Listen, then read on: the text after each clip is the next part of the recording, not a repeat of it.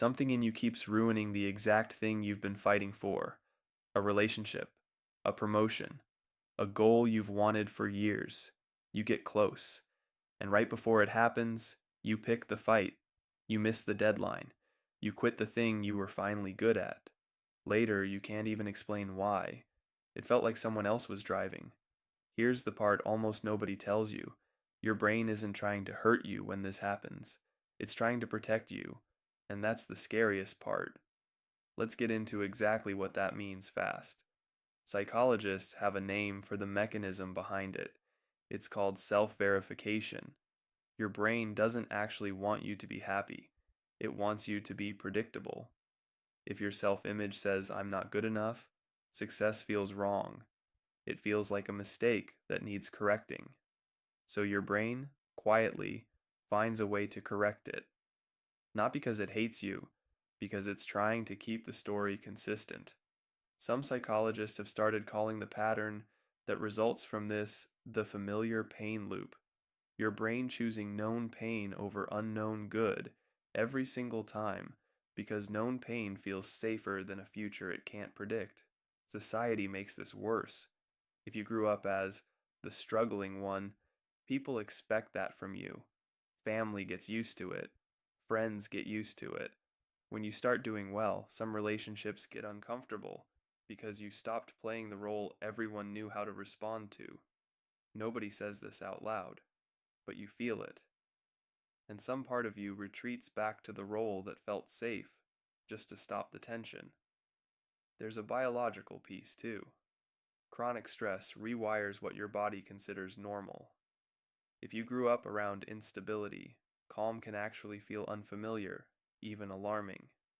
Your cortisol levels, the stress hormone, can sit low during good periods and spike right when things are going too smoothly because your nervous system doesn't trust quiet.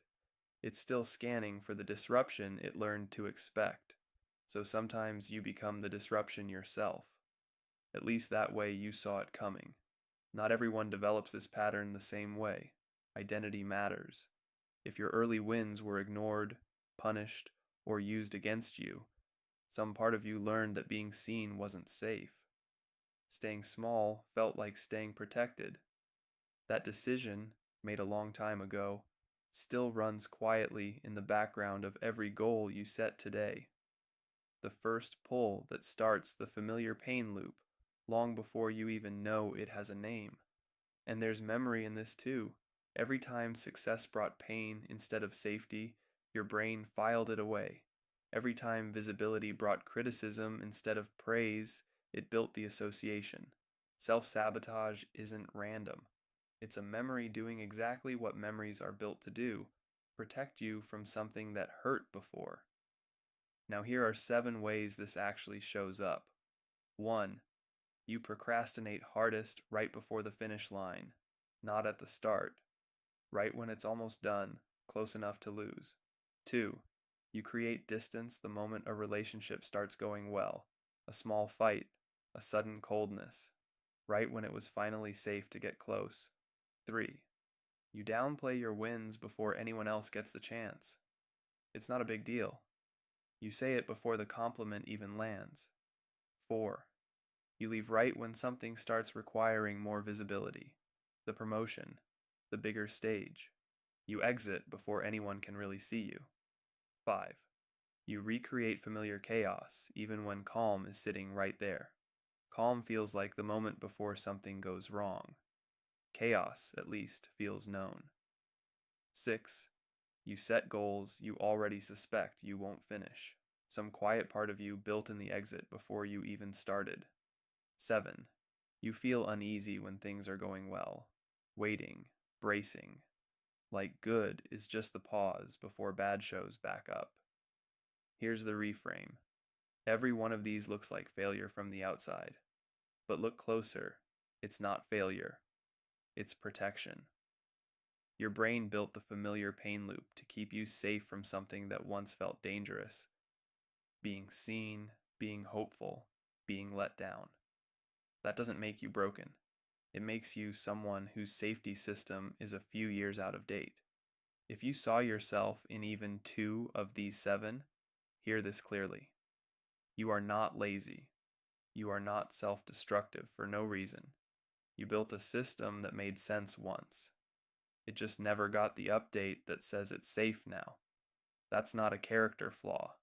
That's a nervous system waiting for new information. The good news is the loop was learned, which means it can be broken, not by forcing yourself to feel differently. By noticing the exact second the pullback starts, the flicker of discomfort right when something good is happening, and staying one extra moment instead of retreating. That single pause, repeated enough times, is what finally interrupts the familiar pain loop. It doesn't erase the old pattern overnight. It just proves, one more time than before, that good doesn't have to end in disaster, and your brain, slowly, starts believing it. If this described you, don't just scroll past it. Drop a comment and tell us the exact moment you recognized, the deadline you missed, the fight you started, the exit you took right on cue.